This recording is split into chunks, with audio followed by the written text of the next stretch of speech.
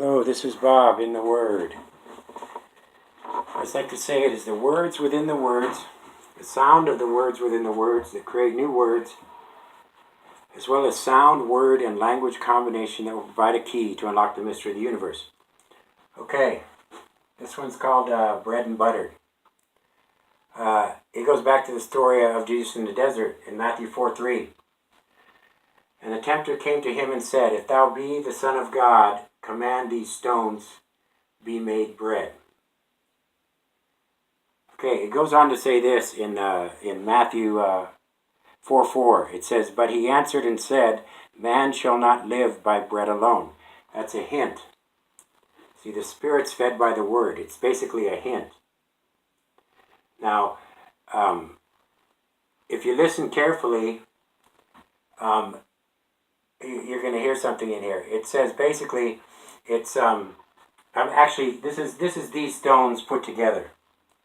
Myself, I'm actually writing a thesis, a thesis on tones, sounds, the linguistics, language and linguistics, thesis on stones. But if you listen to what you said, turn these tones to bread, turn these stones to bread, turn these stones to be red.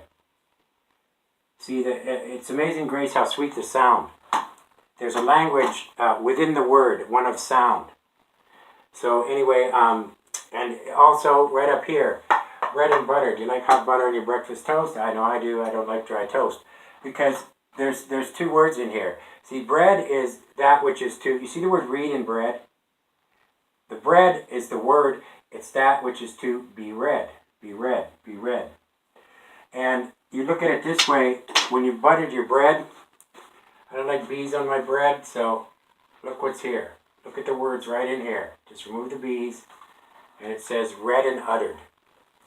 See what you utter. Now, it's about stones, the casting of stones. A lot of people in the church will do this. They say, the minister will stand up there, he'll say, we're all sinners. Well, I would say let him speak for himself, because there's a verse in Romans 14:22 that says, "Hast thou faith, have it to thyself before God. Happy is he that not condemneth himself in that thing which he alloweth." So basically, he should just keep that to self, because basically he's just throwing stones at everybody. Now also, Romans 14:23 goes on to say about sin is basically this. It says, "He that doubteth is damned if he eat, because he eateth not of faith. And whatsoever is not of faith is sin."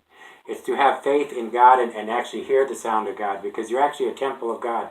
The Spirit of God dwells within you.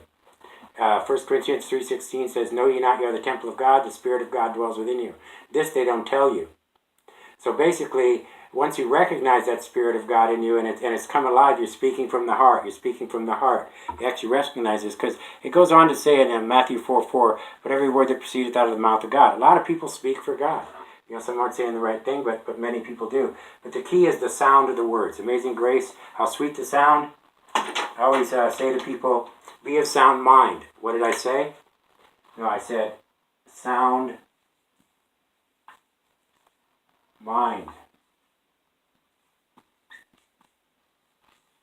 See, you're mining from the word, the sound of it. Amazing grace, how sweet the sound. So listen to the words you say, and in those words you're going to hear a totally different message.